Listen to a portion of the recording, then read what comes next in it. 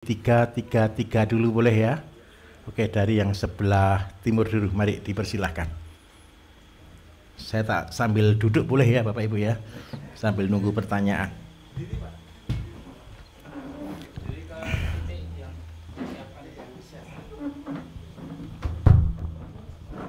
Baik. Assalamualaikum warahmatullahi wabarakatuh. Waalaikumsalam warahmatullahi wabarakatuh. Pertama pertanyaan yang kaitannya dengan jagung tadi. Baik. Nah, itu yang saya belum nyambung kaitannya. Kalau hasilnya nyambung lah, miliaran.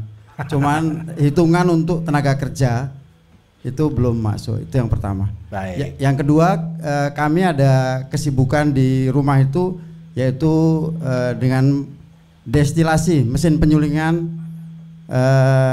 minyak atsiri, kapasitas sekitar 400 kg, baik untuk nyuling nilam dan sekarang saya gunakan untuk nyuling minyak kayu putih. Hanya ada kendala bagi kami kaitannya dengan limbah yang cair, karena itu kukus berarti ada air di dalamnya. Betul. Baik dari hidrosolnya yang pemisah antara minyak atsirinya dengan airnya, atau yang air kukusan, karena kami setiap minggu harus membuang sekitar 400 liter.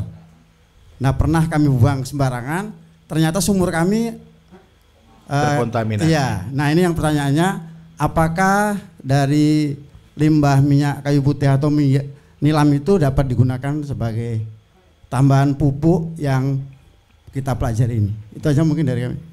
Baik. Ini Bapak daerah mana? Minta maaf. Kami dari Lampung. Lampung, baik.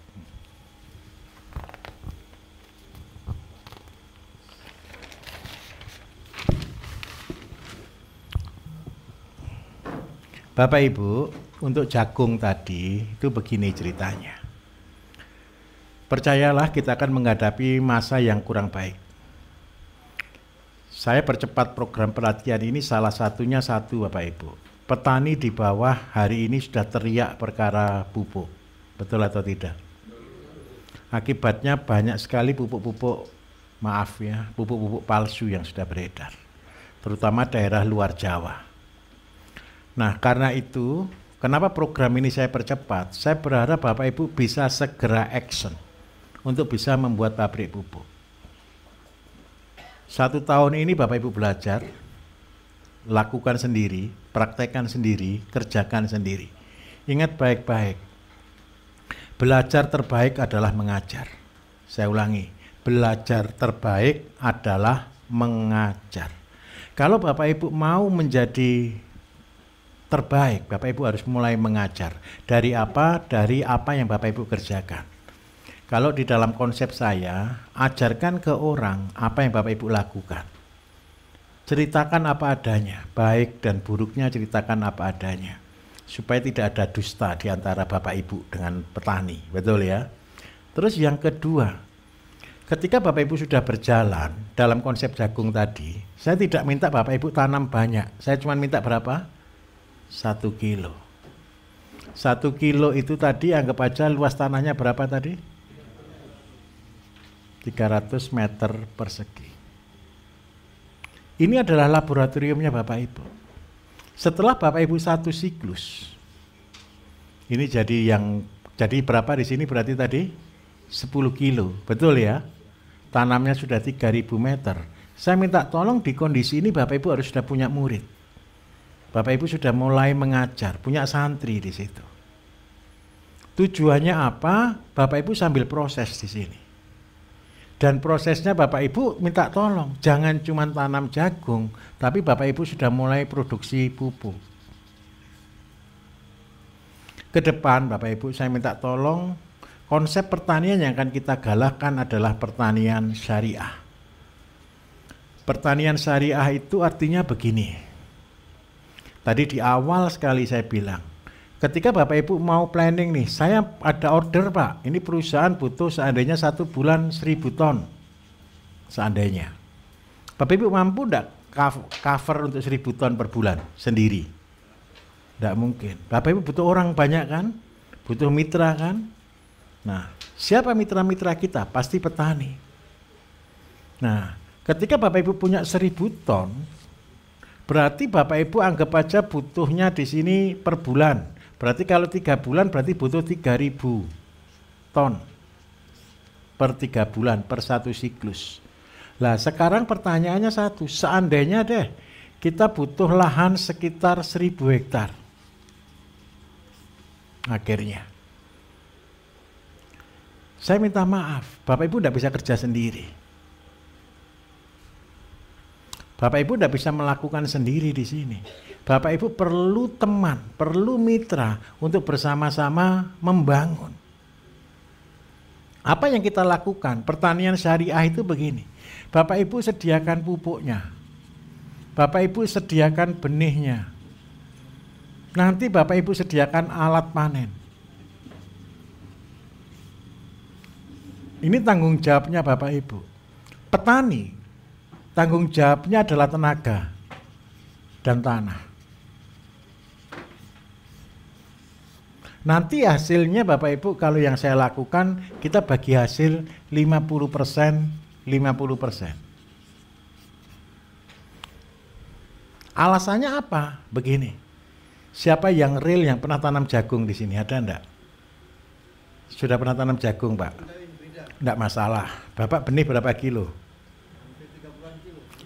Berarti 1 hektar lebih ya. Keluar berapa ton?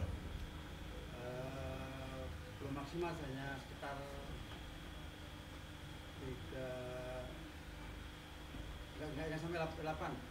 6 ton. Baik, saya akan hitungkan. Bapak pakai benih 30 kilo pionir atau hibrida, betul ya? Pionir ya, baik, hibrida. Ini belinya bibit serius enggak, Pak? Ya. Belinya benih serius ya? Serius. Serius. Tapi hasilnya yang kurang serius ya? Baik. Pupuknya serius enggak beli, Pak? Serius. Pupuknya berapa kintal, Pak? Hampir sekitar 8 kintal. Harga pupuk berapa, Pak? 300 merah sama putih. 300 per kintal ya? Ya. Berarti kalau 8 kintal ketemu modal pupuk anggap aja hampir 3 juta, Pak ya? Sama benihnya berarti hampir 3 juta juga, berarti modalnya Bapak 6 juta, Pak ya? Belum tenaga kerja. Oke ya. Ini kan modal yang Bapak keluarkan 3 juta. Sekarang ketika 6 ton keluar, harga jagung kena berapa, dibeli berapa, Pak? Kalau pas harga baik itu Enggak, harga Bapak saja. 4,5, berarti anggap 30 juta. Oke. Bapak keluarkan modal 6 juta, berarti sebelum tenaga Bapak terima uang 24 juta, betul ya? Kalau dengan tenaga berarti 8 juta, berarti Bapak terima paling maksimal di 12 juta. Kan maksimalnya di sini, keuntungan Bapak. Untung atau enggak, Pak, hitungannya sebenarnya, Pak? Untung 12 jutaan untungnya? Enggak sampai. Enggak, ini kan Bapak harusnya kan terima 24 juta. Dipotong 6 juta kan 18. Tenaga kerja 6 juta. Ya, berarti keuntungan bersih 12 juta bisa? Atau kurang lagi? kurang. Dapat berapa fairnya? Pernya yang bersih itu paling kenceng itu antara 5 sampai 6 juta itu aja ini. Alhamdulillah. Itu panen sekali. Kalau yang kedua ketiganya kadang-kadang bangkrut. Kok hebat, Pak? Panen. Oke, tidak masalah. Oke, ini tadi yang ya enggak 6 juta lah, 8 juta lah, Pak. Fairnya. Sekarang saya bandingkan, ini petani Bapak berarti kan butuh modal enggak? Modal yang harus Bapak siapkan di sini minimal 6 juta. Ditambah tenaga kerja, anggap aja tenaga kerja enggak saya itu. Tapi yang Bapak pasti beli kan pupuk dan bibit. Nah, ini petani cuma dapat bersih 8 juta. Seandainya Bapak Ibu gunakan dengan konsep bagi hasil. Benihnya ya Bapak tanam, karena ini 1 hektar berapa kilo tadi Bapak Ibu? 100 kilo. Betul ya? Sudah, kita asumsinya keluar 8 ton. 8 ton kalau bagi hasil berarti dapat berapa? Petaninya dapat berapa, Bapak dapat berapa? Bapak dapat 4 ton, petani dapat berarti petani dapat 24, Bapak juga dapat 24 juta, betul ya? Sorry, 4 kali 6, sorry 16 ya. 16, 18 juta, 18 juta. Nah, modal Bapak di sini benihnya berapa?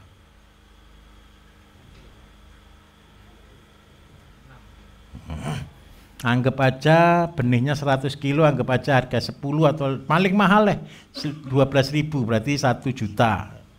Terus 10 berarti yang di sini modal petani adalah tenaga kerja 6 juta. Pupuk dan lain-lain gratis atau tidak Bapak? Pupuknya gratis atau tidak Pak kira-kira? Gratis kalau yang Bapak tinggal ngasih itu ke sapi, anggap aja dihitung sama deh 2 juta gitu. Betul ya? Berarti modal Bapak berapa? Modal petani 6, tapi panen tolong bantu Pak petani Pak. Biaya panen Bapak yang panen 3 juta. Berarti keuntungan Bapak berapa di sini? Ini keuntungan petani berapa? Enaknya petani kenapa Bapak Ibu kita buat konsep ini? Yang pertama satu, petani sudah tidak keluar uang sama sekali. Modalnya dia cuma tanah sama tenaga kerja. Bapak sediakan benih, sediakan pupuk, sediakan nanti ZPT, insek dan sebagainya tadi. Nah, goalnya Bapak berarti bermitra dengan mereka. Untung mana Bapak Ibu, semandiri atau dengan cara ini? Petani diuntungkan atau tidak? Lebih pasti atau tidak? Lebih pasti. Jadi kalau begini Bapak ngitung tenaga kerja atau tidak? Tidak. Apa keuntungan Bapak sebagai nanti sebagai investor? Anggap aja sebagai investor seperti itu. Apa keuntungannya? Bonus sapi. Tanam jagung bonusnya sapi. Kayak tadi toh, sapi yang dikasih makan gratis pakannya. Jadi tenaga kerja sudah clear Pak? Kenapa saya harus menggunakan cara ini Bapak Ibu? Hari ini petani itu teriak. Teriak harga. Teriak belinya benih mahal. Belinya pupuk mahal. Karena itu tolong tiga-tiganya ayo kita selesaikan. Seandainya harga jagung turun jadi 3.000, yang lain bangkrut atau tidak kalau 3.000? Bangkrut. Ayo kita hitung. Kalau harga jagung 3.000 seandainya, berarti produksi sini keluar berapa? 12 kan Pak? Ini ketemu berapa? 12 Pak. Petani masih untung atau rugi? Masih untung. Bapak masih untung atau rugi? Masih untung. Bisa dipahami di sini? Percayalah Bapak Ibu, kalau harga jagung 3.000, Bapak Ibu cuma jadi petani tunggal. Yang lainnya ngapain tanam jagung, bangkrut.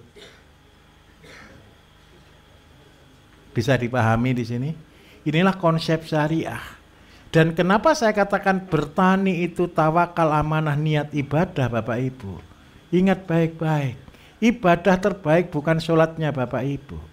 Ibadah terbaik bukan puasanya Bapak Ibu. Ibadah terbaik bukan zikirnya Bapak Ibu. Ibadah terbaik ketika Bapak Ibu bisa nolong banyak orang.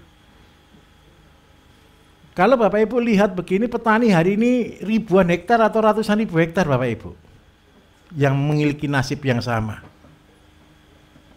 Tapi saya minta tolong, lulus dulu ya. Berhasil dulu ya. Karena apa? Kita tidak akan pernah nolong orang kalau kita belum berhasil. Karena itu ketika saya minta tolong tanam 1 kilo, jangan tanam 1 kintal ya. Tanamlah 1 kilo, buatlah semaksimal mungkin. Sampai Bapak Ibu ngeh, sampai Bapak Ibu ngerti, sampai Bapak Ibu paham cara membuatnya semuanya. Dalam 1 siklus. Kenapa saya sebut proyek ini kalau pengen jadi bupati Bapak Ibu dengan modal benih 1 kilo? Ini fair. Indonesia ini kan politiknya mahal, betul ya? Untuk jadi bupati itu minimal 50 miliar, 100 miliar Bapak Ibu. untuk biaya jadi bupati. Tetapi kalau bupati mau dengan konsep saya, dengan modal benih 1 kilo jagung, percayalah, dia ndak usah menyuruh orang untuk milih dia. Dia akan terpaksa jadi bupati. Kenapa kok terpaksa jadi bupati? Saya kasih tahu. Buat program ini, petani diuntungkan. Semua petani terlibat bermitra dengan dia. Dia tambah kaya, betul atau tidak? Petaninya tambah kaya atau tidak? Tambah kaya. Kalau ada bupati yang bisa memperkaya rakyatnya, saya jamin Bapak Ibu, rakyat yang nyuruh dia jadi bupati. Betul atau tidak kira-kira? Betul. Apalagi nanti bupatinya mau kreatif. Tidak jual jagung ke perusahaan, yang dijual ayam, yang dijual kambing, yang dijual sapi, yang dijual ikan, yang dijual udang, dan semuanya. Seluruh daerah akan betul-betul makmur. Tapi syaratnya satu, bupatinya juga harus tahu nanam jagung. Nanti ngomong nanam jagung, enggak tahu. Nanti diajari sama petani. Coba yang paling parah, tempatnya Bapak Ibu ada penyuluh pertanian enggak? Bapak Ibu percaya enggak dengan penyuluh pertanian? Kenapa enggak percaya? Alasannya sepele, karena penyuluh pertaniannya Pak enggak pernah bertani, kan cuma itu aja kan. Penyuluh pertaniannya cuma ngomong, cuma naik sepeda motor, muter-muter, foto-foto. Itu kendalanya. Karena itu begini, jangan nyalahkan siapa-siapa. Kalau prinsip saya satu, jangan pernah merubah orang, karena orang itu haknya sendiri-sendiri. Kalau saya, karena Bapak Ibu sudah terpanggil di dalam sekolah saya minta tolong berarti Bapak Ibu yang dapat tugas. Kalau Bapak Ibu tahu tidak melakukan, hati-hati loh ya, kualat loh ya. Kalau ada orang salah dibiarkan Bapak Ibu, yang salah siapa? Yang ngerti, yang membiarkan kan? Nah salahnya Bapak Ibu datang ke sini sehingga ngerti kalau Bapak Ibu tidak jalan, yang salah Bapak Ibu. Betul ya? Oke, ini komitmen kita. Saya minta tolong jadilah contoh, kerjakan. Ini bukan bohong Bapak Ibu, ini real, ini nyata. Tapi kalau Bapak Ibu tidak melakukan, Bapak Ibu cerita, nanti disebut pembohong. Kerjakan dulu. Uang modal 10.000 aja tidak mau kerja, nanti terlalu loh ya. Terus yang kedua Bapak bertanya tentang minyak astiri ya. Jadi ada minyak kayu putih, nilam, betul ya. Bapak ketika ngerebus, ditabung, kan keluar dua memang ya, air dan minyak. Kalau kira-kira airnya ini, kalau air kayu putih nih, baunya kayu putih atau tidak Pak? Kenapa kok bau kayu putih Pak? Karena yang disuling daun kayu putih. Kalau dia daun kayu putih, minyak kayu putih itu untuk apa tuh Bapak Ibu? Bukan, kalau untuk manusia untuk apa kira-kira? Untuk badan, terus digigit serangga gitu ya.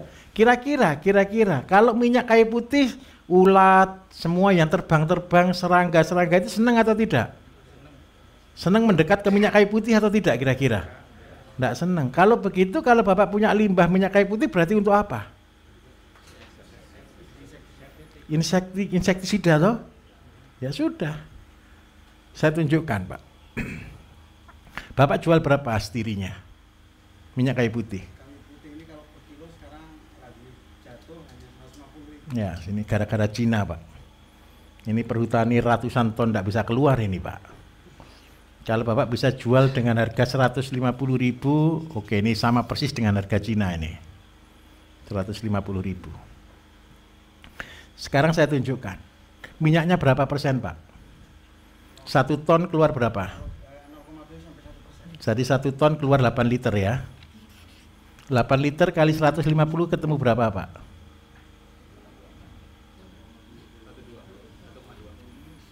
1,2 juta ya Pak ya. Jadi per ton daun keluar 1,2 juta. Oke ya, clear. Airnya berarti keluar berapa? Airnya kan sekitar 50% Pak ya. Dari total berat, berarti ada sekitar 400 kilo lah, betul ya? 400 liter kan Pak? Sekali proses 1 minggu tadi ya. Oke, sekarang kita hitung Pak. Bapak keluar air 400, seandainya Bapak jual 40.000. Ketemu berapa, Pak?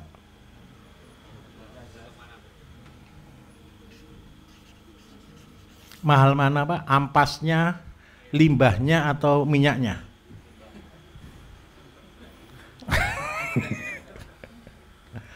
Jadi mulai besok limbahnya jangan dibuang, Pak. Itu nyemari alam, membunuh tanah. Tapi yang kedua diolah menjadi ZBT insek fungi. Berarti prosesnya bagaimana? Ya minta maaf Bapak, proses seperti tadi. Tadi gini Pak, yang kaitannya dengan kan yang di antara minyak dengan air. Sekarang yang kan sistemnya masih pupus. Iya. Air pupusannya yang ini. Harus tampung, Pak. Jadi seluruh rebusan itu Bapak harus masukkan selang, suling sama-sama, keluar sama-sama, nanti kan terluar minyak kan di atas nih, kan disipon saja. Air yang di bawah, ini yang diolah dijadikan ZBT.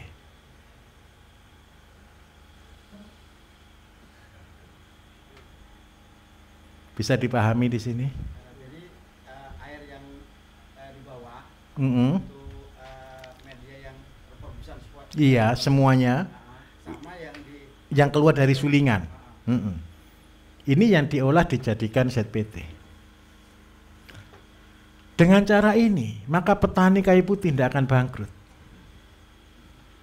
Yang menjadi problem itu karena minyaknya sedikit, Pak. 1 ton cuman keluar, ya kalau 8 kilo itu kalau kemarau, kalau penghujan paling keluar cuma 5 kilo itu. Terus yang kedua, daunnya tadi kan sudah dimasak kan? Dijadikan untuk apa biasanya? Bahan bakar ya, salah satunya. Tapi kalau itu diolah Bapak Ibu, campur di kompos. Sebagai apa? Siapa tanahnya Bapak Ibu yang sering keluar masalah di tanah? Ada rayap, ada embuk, tahu embuk ya? Gayas gitu ya. Serangga-serangga itu cara membunuhnya pakai daun kayu putih tadi, ampasnya. Sehingga apa? Tidak ada yang terbuang.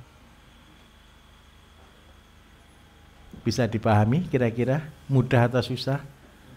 Jadi ingat baik-baik, kalau Bapak Ibu dipercaya bisa mengolah sampah, percayalah kata-kata saya, sampah lebih mahal daripada yang utama. Itu konsep. Oke? Mari pertanyaan berikutnya. Sabar, mari di sebelah sana, mari.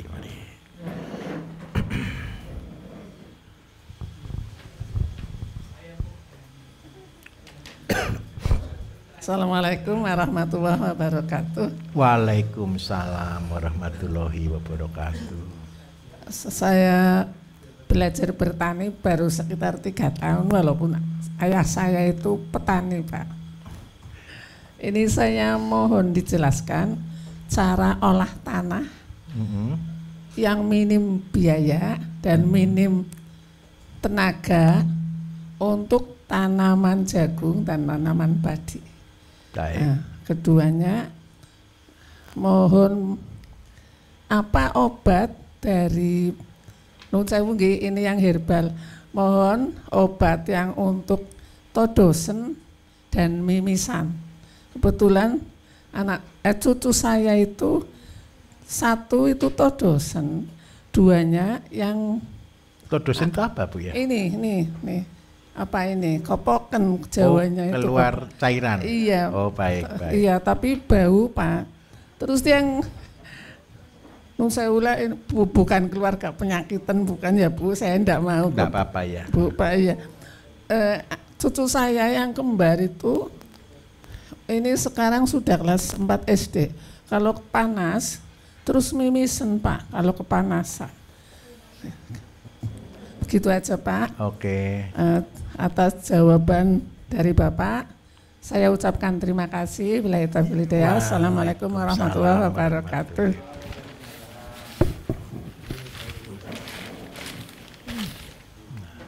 Bapak Ibu tenang ya. Nanti Bapak Ibu kan jadi petani sehat nih. Tugas yang kedua jadi dukun semua ya, minta tolong. Jadi begini. Kita punya prinsip your food is your medicine. Makananmu adalah obatmu. Saya seorang herbalis, Bapak Ibu, pasien saya sudah jutaan orang. Karena pasien sudah jutaan orang, saya mengakui dengan sangat, kalau kita tidak merubah konsep, orang akan selalu tergantung beli obat, beli jamu. Karena itu saya tidak senang. Saya ini pabrik obat, tapi saya tidak senang jualan obat, percayalah.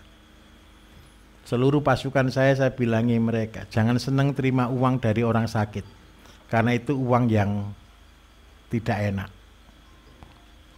Saya kasih tahu, suatu hari Bapak Ibu di agen kami itu ada pengemis. Pengemis itu bisa sakit atau tidak? Kan tidak peduli strata, betul kan? Bawa uang itu harga 200.000, uang recehan Bapak Ibu. Yang terima kira-kira tatak atau enggak? Pernah Pak Bambang juga? Yang terima itu enggak akan tatak. Terus yang kedua, orang sakit itu pasti enggak bisa kerja. Uangnya itu uang pemberian dari anak, dari saudara. Itu yang dipakai untuk beli obat. Makanya saya kalau teman-teman berjualan banyak itu saya rem, enggak boleh jualan banyak-banyak. Dan saya lebih senang memberi resep gratis daripada jualan obat. Itu prinsip saya. Karena hidup saya tidak cari uang. Hidup saya itu uang yang datang. Itu betul. Bapak Ibu nanti juga akan sampai ke level itu. Ini prinsip Bapak Ibu yang saya selalu pegang. Orang bisa beli obat termahal, betul atau tidak?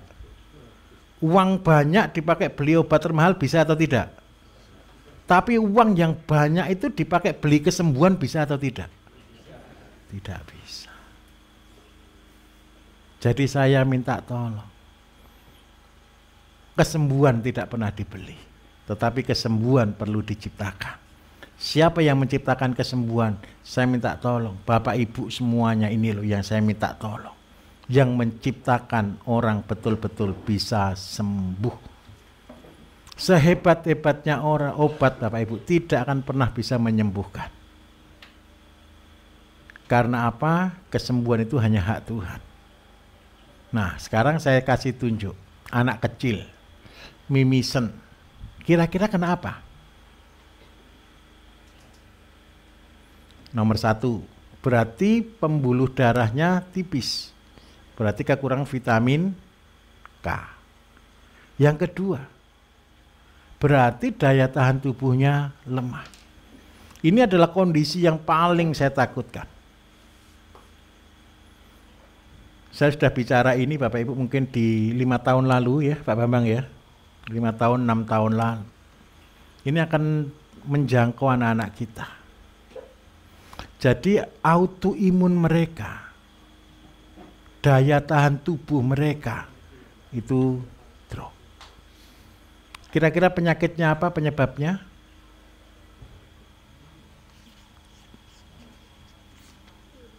Gula.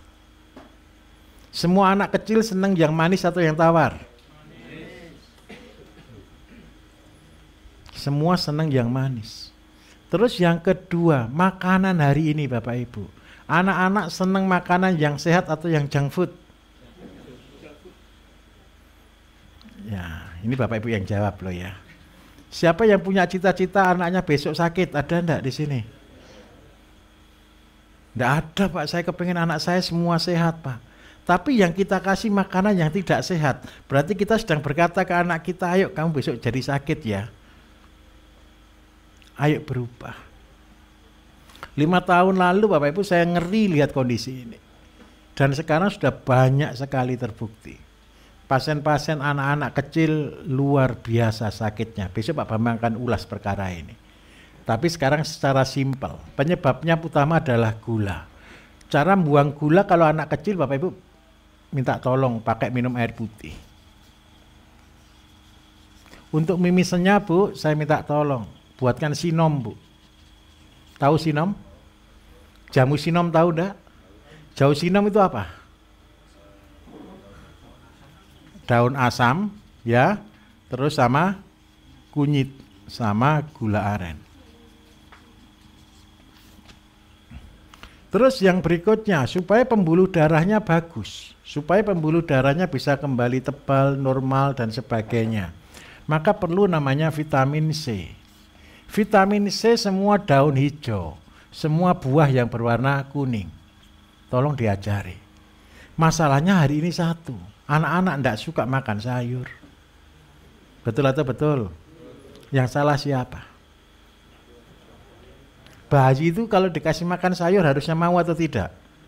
Mau saja. Karena orang tuanya, ibunya ndak mau makan sayur, anaknya ndak mungkin dikasih sayur. Sayur pun yang diberikan paling banyak cuman wortel. Betul atau tidak? Bayam itu sedikit. Sekarang minta tolong. Mumpung kita sudah sadar, budaya ini loh kita bawa ke anak kita. Budaya ini loh kita bawa ke keluarga kita. Dengan konsep keyhole garden tadi, 3x3. Tanami semua tanaman yang Bapak Ibu butuhkan di rumah. Supaya apa? Obat tidak perlu beli. Obat itu di mana? Di makanan kita. Obat itu di mana? Di tempat kita. Saya minta tolong sekali Bapak Ibu, selamatkan mereka. Sekarang perbandingan ya, kita sudah, ini yang sudah usia di atas 50 tahun, kapan kena diabetes? Belum enggak? Jangan mau kan? Anak-anaknya kira-kira sudah bakat diabetes, sudah banyak. Hipertensi dulu itu usia 40-50 Bapak Ibu, pensiun baru kena hipertensi. Sekarang ini anak usia 30 tahun sudah banyak. Yang paling sedih itu loh anak 17 tahun, 18 tahun asam urat dan kolesterol. Ayo kita rubah, kita selamatkan. Karena itu program ini bukan main-main Bapak Ibu. Selamatkan mereka. Visi besar saya di dalam BSM itu STNG, Save the Next Generation.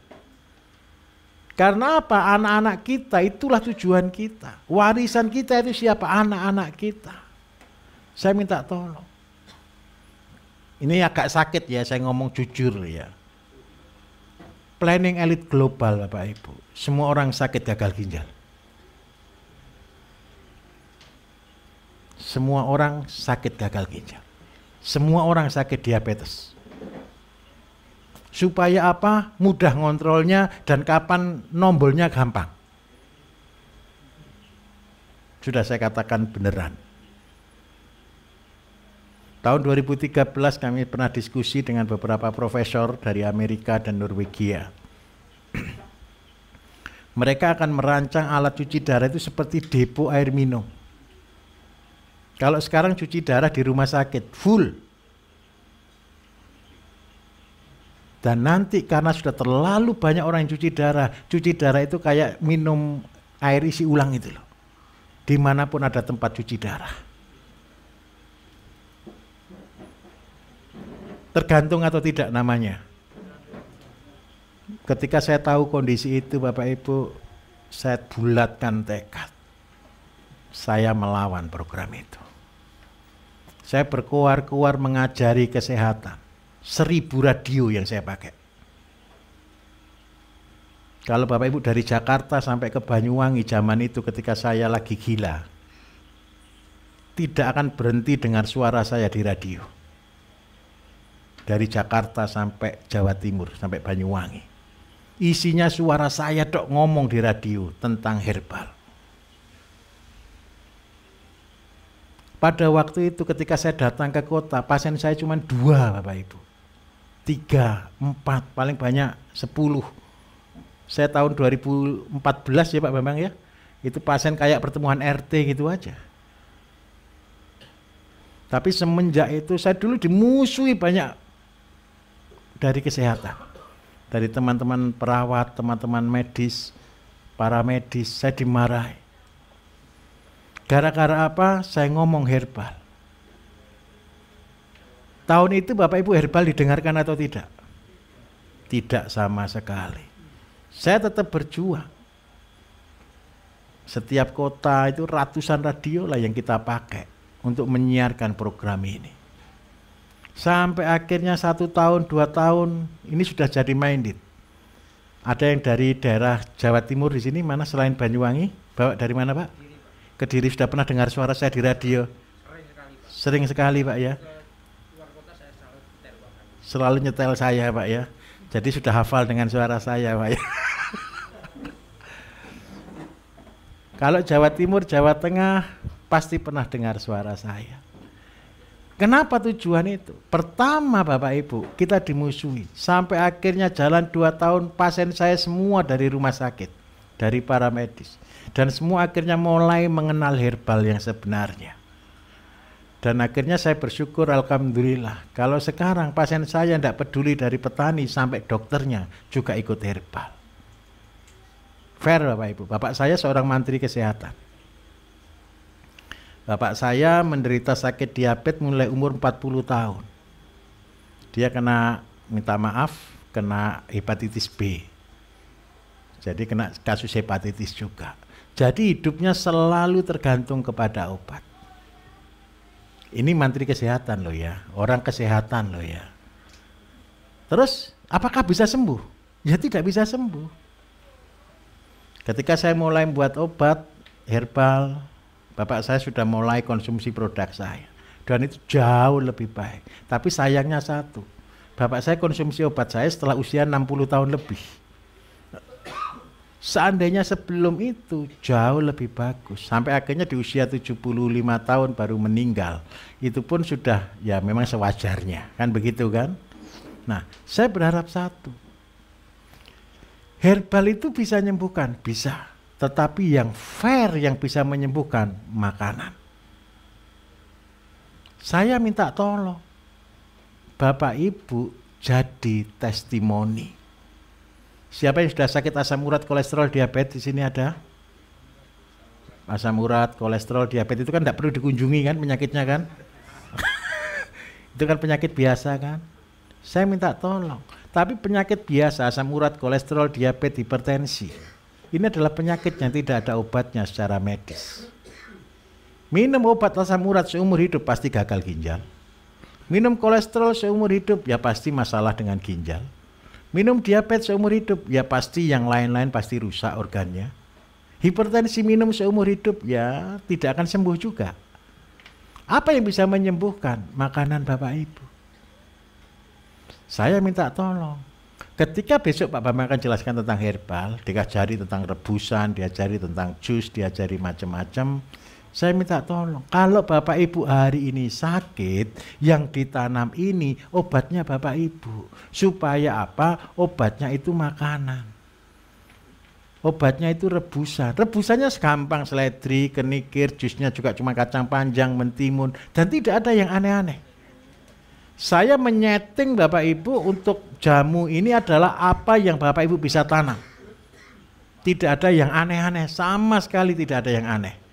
Supaya Bapak Ibu bisa buat. Lah goal saya, anak-anaknya Bapak Ibu, tolong diajari hidup sehat dari kecil.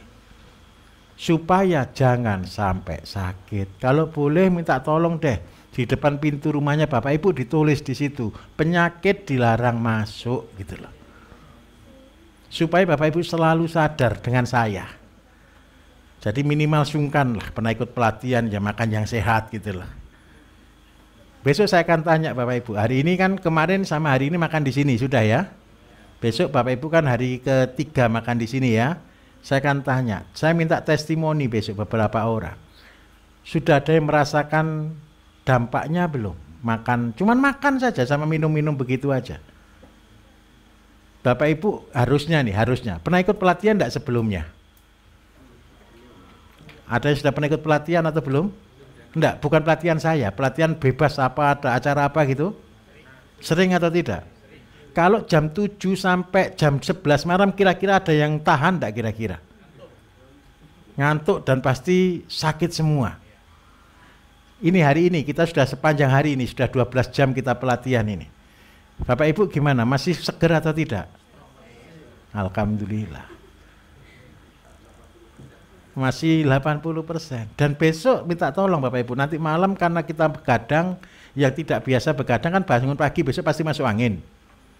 Jadi karena supaya tidak masuk angin, gini ini kan nanti ada yang panas-panas biasanya. Minum yang panas-panas, jangan di waktu panas loh ya. Minum jamu yang panas maksud saya. Oke, ini untuk ibu tadi. Jadi untuk yang mimisen tadi seperti ini. Terus yang kedua untuk yang telinga. Telinga ibu bersihkan. Ibu tahu enggak kacang tolo, Bu? Kacang tunggak. Tahu nggih? Obatnya untuk telinga itu adalah kacang-kacangan. Terbagus kacang tunggak. Terus yang kedua, ibu nanti besok ya temui Pak Potro ya, minta dijewer telinganya, minta terapi telinga. Nanti anak yang sakit tadi ibu terapi telinganya, jewer gitu ya. Ya jangan dijewer, diterapi.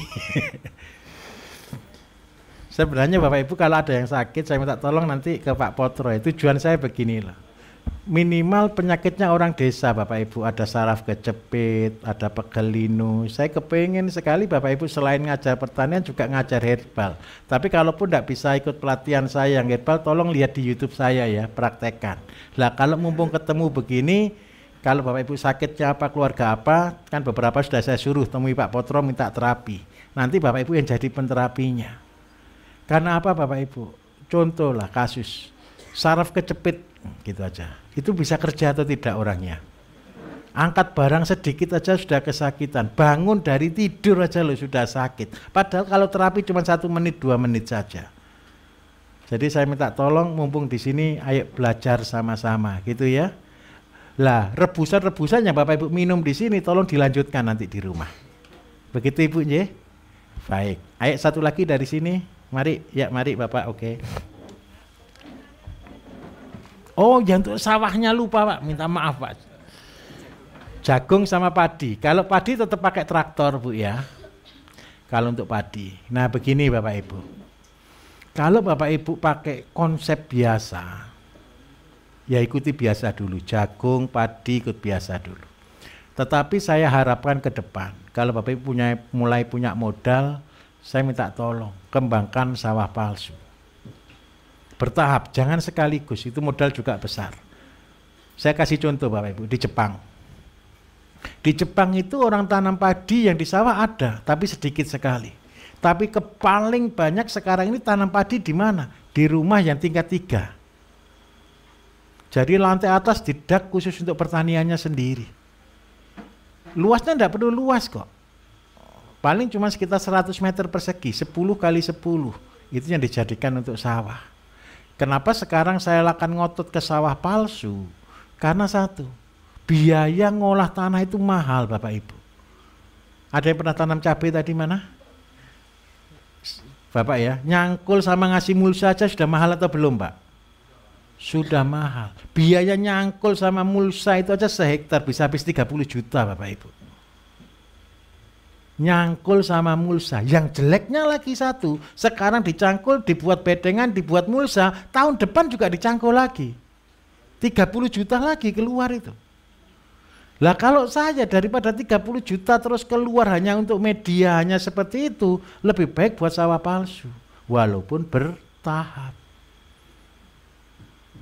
Yang bisa tahan lebih dari 50 tahun. 5 tahun bukan 50 tahun. Terus yang kedua enaknya lagi satu, sudah tidak perlu dicangkul. Coba Bapak Ibu tanam di polybag, tanam di galon terus dicangkul, kan tidak mungkin kan?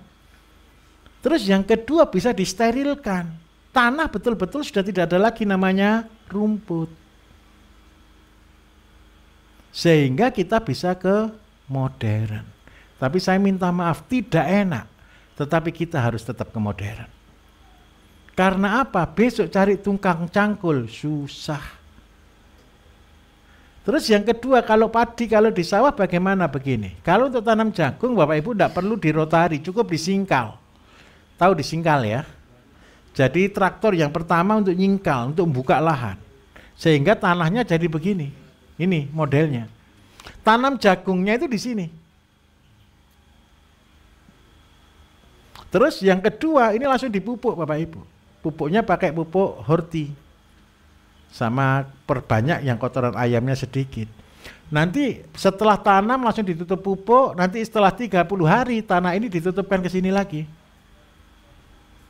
Untuk dibubun. Akar jagung itu turun atau naik? naik. Jagung itu kan begini, akar pertama di bawah, terus tambah naik, tambah naik, tambah naik. Ini yang perlu ditutup. Kalau ini tidak ditutup, roboh. Itu jagung. Nah, kalau Bapak Ibu sudah kreatif, jarak tanam ini 1 meter atau 70 cm. Setelah ini ditutup ke sini, ini kan jadi yang lubang sedikit di sini. Ini yang ditanam.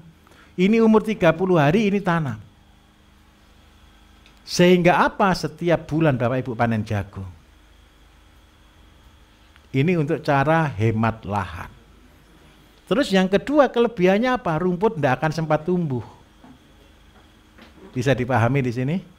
Seandainya Pak saya tidak ada tukang cangkul, bubunya pakai apa? Pakai traktor juga tidak apa-apa, pakai kultivator aja tengah. Sudah. Jadi umur 1 bulan kan perlu dibubun jagung, betul ya? Wajib ya. Setelah ini dibumbun ke sini, tanah yang di sini langsung ditanami jagung lagi. Sudah enak enggak kalau begitu ceritanya? Enak. Kalau padi Bu, nanti ada SOP-nya. Kita akan berikan standar, semua tidak ada yang beda. Pupuknya kita model persis dengan cara aplikasi pupuk kimia. Sama persis. Nanti ada SOP-nya Ibu minta di Pak Bambang. Oke begitu? Baik, mari Bapak.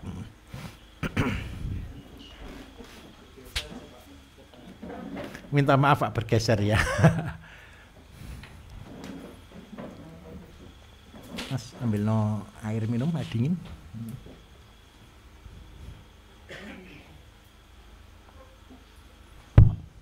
Bismillahirrahmanirrahim. Assalamualaikum warahmatullahi wabarakatuh. Waalaikumsalam Bapak. Pak Bayu yang saya hormati, Bapak Ibu para peserta. Ya. Yang pertama saya ingin bertanya terkait dengan bagaimana membuat benih itu Pak supaya seperti yang kelasnya hibrida begitu. Baik. Saya punya bibit jagung jagung pulut. Iya. Manis yang Oke, dari alhamdulillah. Makassar. Ya. Nah itu bagaimana caranya supaya bisa seperti hibrida, tapi artinya bisa kita tiap tanam lagi setiap tahun. Baik. Yang kedua terkait dengan mengembangbiakan bakteri Pak. Baik. Ya. Apakah pupuk-pupuk yang sudah pernah kita buat, misalnya kita lagi malas ini, ini kan sudah jadi. Nah, untuk kita tambah lagi misalnya tinggal kita buat 1 gentong, tinggal 1/4. Ya. Kita tambah lagi dengan apa supaya kualitasnya bisa, artinya itu bisa menjadi bertambah lagi. Baik. Gitu. Ya, jadi menambah kualitas bakteri yang ada di Betul. dalam. Yang ketiga, saya punya ini kan lahan di samping rumah Pak. Iya. Lahan di samping rumah itu ada 9 kali 15. Baik. Ya, lahan kosong. Itu kemarin saya rencana mau bikin kandang ayam. Baik. Tapi tetangga pada protes. Karena takut bau gitu kan. Soalnya saya tinggal di Kota Makassar itu Pak, ada rumah yang di Kota Makassar. Saya bikin dan itu di kompleks perumahan. Betul. Ya, jadi baru dibikin berdiri, begitu berdiri tetangga udah pada protes. Nanya mau dibikin apa? Saya mau bikin kandang ayam. Protes kan. Nanti kita bau semua ini gimana? Akhirnya saya rubah jadi tempat peristirahatan. Jadi saya udah pasangi tegel dan sebagainya untuk jadi tempat peristirahatan. Tapi setelah saya rutin lagi melihat YouTube-nya Pak Bayu, saya berpikir ulang, mungkin lebih baik kalau saya bikin kolam ikan. Iya. Ya. Tapi itu ada 2 Pak yang sudah saya bikin, lebar 1 kali 6, tapi ada 2. 2 kali 6, maaf, 2 kali 6. Tapi dia ada 2 biji Pak, sudah saya bikin 2 kali 6. Nah, itu gimana Pak? Karena dia sudah saya tegel, ya, untuk dibikin kolam ikan, apa perlu ditambah lagi tingginya, kemudian bagaimana cara pekerjaannya. Baik. Yang terakhir membuat benih lagi terkait dengan benih kangkung itu Pak. Baik. Ya, gimana cara benih kangkung dan benih ikan supaya bisa kita enggak perlu beli benih lagi gitu Pak. Tapi sebagaimana yang tadi target kita adalah mandiri benih. Ya, mungkin itu saja dulu. Terima kasih. Assalamualaikum warahmatullahi wabarakatuh. Waalaikumsalam warahmatullahi wabarakatuh. Bapak Ibu, begini. Cara untuk membuat benih. Semua benih Bapak Ibu yang masih mengalami penyerbukan berarti dia ada jantan, ada betina. Kalau jagung nih, mana bunga jantannya Bapak Ibu? Atas ini. Bunga jantan, ini bunga betina. Bunga betina kan keluar rambut, betul ya? Jagung itu sebelum dia keluar biji, keluar apanya dulu? Rambutnya. Nah, bunga jantan itu nempelnya di rambut ini Bapak Ibu. Ketika dia nempel di rambut, dia akan terjadi pembuahan ke bawah. Nah, bagaimana caranya kita bisa membuat benih hibrida? Bapak Ibu nanti boleh buat benih tapi tidak boleh dijual ya. Kalau Bapak Ibu jual nanti ada yang datang. Jadi saya ajari cara buat benih tapi Bapak Ibu tidak boleh jual. Kecuali ya kalau saudara, kalau teman, kalau tetangga ya bolehlah. Tapi jangan ngomong diperjualbelikan. Nanti saya yang disalahkan. Bapak Ibu begini, seandainya jagung pulut nih. Bapak pulut warna putih, warna hitam atau sudah hitam putih? Masih putih. Boleh enggak saya cari pulut juga Pak yang warna hitam? Bisa ya Pak ya? Sudah. Ketika Bapak tanam jagung, jarak ini 1 meter. Ini untuk sementara ini kasih pulut putih. Putih, ini hitam. Di satu petak ini Pak, jadikan putih sebagai betina. Karena dia dijadikan betina, begitu ini sudah mulai akan tumbuh daun bendera dia sudah bulat begitu mau keluar cabang, ini harus dicabut. Cetok, ini dicabut. Tujuannya apa? Dia tidak punya jantan di sini. Yang jantannya dari yang hitam dibiarkan sampai tua. Supaya dia bisa membuahi yang betina. Maka anaknya besok ini akan keluar jagung hitam putih. Nah, hitam putihnya ini Pak, Bapak kawinkan lagi dengan jagung hitam lagi. Begini. Terus akhirnya Bapak cari lagi sampai turunan yang ketiga. Ketika sudah jadi turunan yang ketiga, maka Bapak tanam di sini jagung yang berwarna putih, anaknya keluarnya akan hitam putih. Ini sudah jadi hibrida. Paham ya? Saya ulangi ya sedikit. Sebenarnya ini sudah terlalu dalam Bapak Ibu. Bapak kan pakai betina warna putih. Nanti akan keluar hitam putih. Nanti Bapak cari di situ yang memang warnanya putih. Putih dikawinkan lagi dengan hitam lagi. Ini lokal. Ini lokal. Sampai turunan 1, 2, 3. Berarti Bapak butuh waktu 1 tahun. Nanti ketemu di sini akan ketemu dari hitam putih ini, pilih yang warna putih dikawinkan di sini. Yang ketiga, ketika dikawinkan dengan hitam keluar tetap putih di sini. Tapi ketika ditanam sudah jadi hibrida. Anaknya yang ditanam ketika ditanam dia akan keluarnya hitam putih. Dan yang paling mahal ini jagung hitam putih ini mahal Bapak Ibu. 1 kilo bisa 40.000 di supermarket. Yang kalau digigit bisa molor itu. Cara membuatnya begini. Tapi minta tolong ya, ini boleh belajar tapi tidak boleh dijual sembarangan, resiko tinggi. Nah, terus seandainya Bapak saya kepengen jagung Pak buahnya 10. Bisa, gampang itu. Berarti Bapak Ibu cari jagung lokal yang umurnya di atas 4 bulan, yang buahnya banyak. Jadikan itu sebagai betina. Yang jantan cari jagung yang usia pendek. Tujuannya apa? Ketika dikawinkan maka punya anak, anaknya bisa berbuah banyak umur pendek. Nah, tapi tidak bisa sekaligus langsung jadi benih. 1, 2, 3 jadi murni baru ditanam jadi benih. Nah, nanti jeleknya 1, benih itu biasanya gepeng-gepeng, kecil-kecil karena dia tidak sempurna kadang-kadang. Nah, dari sana Bapak Ibu ini cara membuat benih. Tetapi kalau jagung Madura yang tadi saya sampaikan, karena kawasan kita ini jantan betina yang dipelihara dan semuanya jagung Madura, maka ya keluarnya jagung Madura semuanya. Paham maksud saya ya? Yang dimaksud hibrida itu kan begini, karena ada jantan dan betina. Gennya berbeda, genetiknya berbeda. Jadi ketika kita tanam turunannya, seandainya tanam jenis pionir atau apa yang hibrida, Bapak Ibu tanam ulang lagi, bogang-bogang ini. Tidak sempurna. Karena apa? Dia sudah turunan F1 atau F2. Nah, tetapi kalau kita kawinkan, dia akan tetap stabil.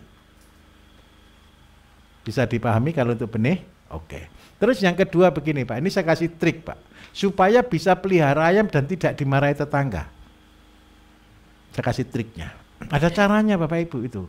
Kalau tidak pakai strategi pasti Bapak Ibu kalah. Nomor satu, jangan bangun kandang. Kalau Bapak Ibu bangun kandang, pasti orang protes. Bangun apa? Betul ya? Yang Bapak Ibu beli di situ, beli kandang yang kecil yang indah. Saya ulangi ya, beli barang kandang yang kecil, yang indah. Ukurannya tidak perlu besar, ukuran cukup yang 70 cm x 1 meter. Isilah ayam di situ yang bagus-bagus dulu Pak. 2 biji, jantan plus betina, gitu aja. 1 pasang aja, tapi jangan ayam kampung. Ayam kampung boleh, tapi ayam kampung yang indah. Kenapa? Hobi. Ada orang marah enggak kalau saya pelihara ayam 2? Enggak ada marah. Tetangga tahu enggak ketika ayam 2? Tahu. Oh ayamnya 2. Ya sudah kan? Dia pulang 1 bulan lagi, lu ayam jadi 10. Oh iya beranak. Jadi adaptasinya bertahap. Kalau Bapak langsung buat kandang, pasti ada tembok langsung berdiri Pak. Barier berdiri, betul atau tidak? Wah jangan buat kandang ini di kota. Ini saya dulu begitu Bapak Ibu. Ini ceritanya ilmu halusinasi nih. Saya tinggal di kota, depan saya kampus, kawasan kos-kosan semuanya. Pertama kali saya pelihara kambing 3 ekor. Kenapa 3 ekor? Orang protes enggak kalau cuma pelihara 3 ekor? Kandangnya yang bagus. Supaya apa? Hobi. Puyuh saya pelihara puyuh 300 ekor kecil, 1 kandang 2 kandang kecil gitu aja, 300 ekor. Tapi dalam waktu 1 tahun puyuh yang dari 300 jadi 20.000. Tetangga mulai protes, loh kok sekarang puyuhnya tambah banyak? Iya tambah banyak, dia bertelur dan beranak. Nah, tapi akhirnya di demo juga. Tapi sudah terlanjur besar. Jadi konsepnya begini, kalau Bapak Ibu mau buat kandang ayam, jangan besar. Buat yang ukuran planning kita itu kan cuman 1,2 kali 2 meter. Ini segini aja sudah cukup untuk ayam 100 kok. Saya ulangi ya, segini ini sudah cukup untuk ayam 100. Bapak Ibu belajar dari 10 ke 100 itu butuh waktu setahun. Jadi buat ini dulu. Terus yang kedua, Bapak Ibu bereksperimen. Kotoran sapi, kotoran kambing dijadikan liter supaya tidak bau. Terus yang kedua, ajak tetangga datang ke situ. Ini loh tak kasih tahu ya, ambilkan kotoran ayamnya yang baru ya Pak ya. Ibu ya, ambil yang baru, kasih suruh cium baunya. Terus dia kan, kok enggak bau gitu. Oh iya ayam saya itu enggak bau memang. Akhirnya dia ikut-ikut pelihara ayam.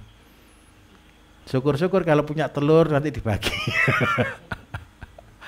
Itu adalah konsep Bapak Ibu, pendekatan. Dan itu harus kita lakukan. Terus seandainya Bapak Ibu buat, kemarin ada yang bilang buat apa ya, LRT atau apa yang paling bau kemarin? Ada? Siapa kemarin? Kepala ikan ya. Oh kalau kepala ikan pasti bau lah, jangan. Kalau kepala ikan begini saya kasih trik juga Pak. Ya dimatangkan juga boleh, tapi ada triknya. Supaya tidak tahu bau gimana. Di sini saya juga proses kepala ikan Bapak Ibu. Di sini saya juga proses jeroan Bapak Ibu. Betul kan? Ada bau enggak kira-kira? Caranya begini. Rumahnya bisa digali enggak Pak, tanah samping rumah? Bisa. Jadi Bapak Ibu harus buat bunker. Kalau proses yang bau-bau masukkan di dalam tanah, setelah itu ditutup, enggak bau. Karena orang meninggal itu juga dipendem.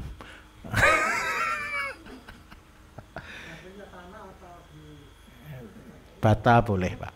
Terus atasnya supaya dia tidak bau tapi bisa ditinci, kasih sekem, tahu sekem ya. Terus atasnya kasih plastik, kasih kayu, tidak bau sama sekali. Itu cara saya menyimpan harta karun saya. Buat katalis itu bau atau tidak kira-kira Bapak Ibu? Baunya minta ampun.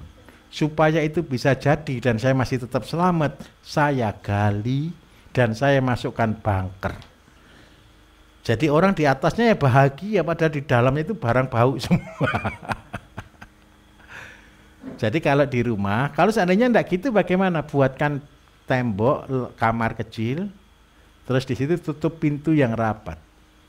Terus kalau ada udara yang keluar, biar tetap udara tetap segar, ambil selang masukkan dalam air. Saya jamin enggak bau sama sekali. Oke, clear? Jadi kepala ikan tadi itu bisa enggak bau, Pak? Bisa, Pak. Jadi bisa diolah menjadi Bukan itu. Enggak, baunya nyimpennya. Biar enggak diganggu tetangga. Nah, oke. Begitu. Terus kolam. Kalau kolam Bapak 2 kali 6 sudah cukup. 2 kali 6 sudah cukup, tinggal karena ini sudah di semen, Bapak berarti perlu sirkulasi ya. Kalau untuk ikan apa rencananya? Kalau untuk ikan nila wajib pakai sirkulasi. Nah, sambil nanti begini. Ini kalau kita punya kolam Bapak Ibu, kita mau panen bermacam-macam. Ketika kita buat kolam begini, kita sirkulasi. Tolong airnya difilter, Pak. Di filternya nanti Bapak kembangkan alganya. Jadi filternya setelah difilter, diperes, diendapkan, lah itu Bapak gunakan sebagai pupuk. Pupuknya itu adalah pupuk super. Karena apa? Terbuat dari alga. Jadi alga itu sebagai bahan aktifnya, tinggal Bapak mau jadikan untuk apa sudah boleh. Itu seperti itu. Terus apalagi yang kurang tadi? Sudah ya? Pengembangan bakteri. Begini, kalau Bapak Ibu mau kembangkan bakteri boleh, kayak tadi ya, tinggal 1 drum, tinggal 1/4, 1/4-nya harus dikasih makanan yang untuk bakteri itu. Makanan untuk bakteri itu Bapak Ibu begini, kalau Bapak Ibu mau buat bakteri yang mengandung urea, berarti makanannya terbanyak adalah mengandung auksin. Auksin tertinggi adalah kubis. Jadi di situ kasih kubis, tapi kubisnya dimasukkan di situ sampai hancur. Kalau Bapak Ibu mau untuk pupuk horti, makanannya adalah tahu kentang ya, sama wortel. Wortel itu rasanya apa Bapak Ibu? Manis. Jadi karbohidrat sama manis dikombinasi ditambah bakteri yang ada akan berkembang. Seperti itu Bapak cara buatnya. Jadi makanannya memang agak mahal, kubis, wortel atau kentang. 3 itu yang terbagus. Seandainya buah, cari buah yang ada huruf K-nya. Sudah ya, semua buah yang ada huruf K-nya.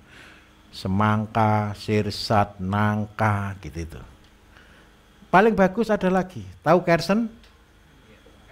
Kersen ya, kismis gitu ya. Lah itu talok, nah sudah istilahnya terserah. Itu juga bagus, karena dia ada huruf K-nya. Oke, clear?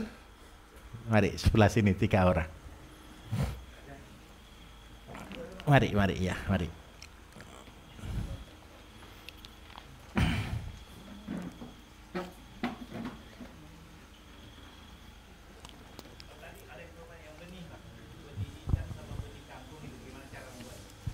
Oke, sebentar. Mari, enggak apa-apa, Bapak tanya dulu nanti saya jelaskan.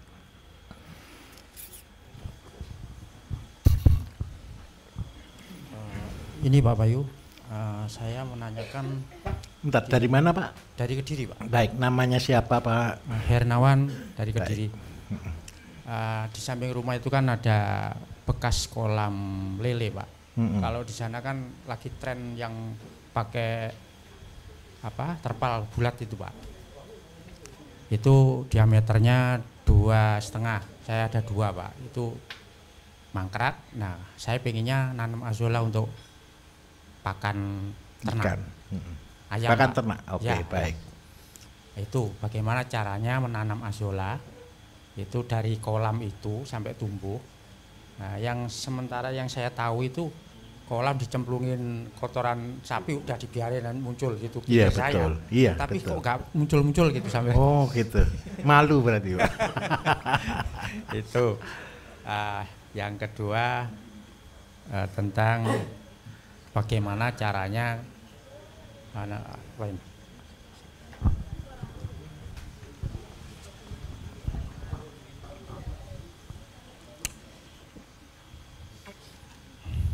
kalau nanam jagung Madura itu Pak, apa boleh langsung dikasihkan pakan induk Pak? Karena memang kecil-kecil, atau harus digiling dulu? Baik. Terus untuk alas kandang untuk induk itu yang sementara yang saya tahu kan dari konsep yang lama Pak, itu kan diplester terus dikasih liter dari sekam, itu bahkan difumigasi apa. Nah kalau di konsep untuk ayam kampung ini apa seperti itu atau langsung tanah saja tanpa liter? Baik. Nah, kemudian penanganan untuk kutu kebul Pak, ini pesanan dari teman-teman yang di sana itu sangat sulit untuk pengendaliannya. Terus juga terong yang daunnya itu tahu-tahu kuning, tapi dia hidup Pak, berbuah juga. Itu bagaimana caranya supaya dia bisa tumbuh bagus? Terus apa ini? Cara membuat obat untuk tanaman yang saya belum tahu Pak, gimana caranya sampai bisa diaplikasi? Baik. Obat apa Pak? Obat untuk ya belalang, untuk kutu-kutu apalah Pak. Baik. Gitu. Sawah. Itu saja. Terima kasih Pak Bayu. Baik. Wah ini mudah-mudahan ingat ini ya. Kelihatannya sedikit tapi banyak ini.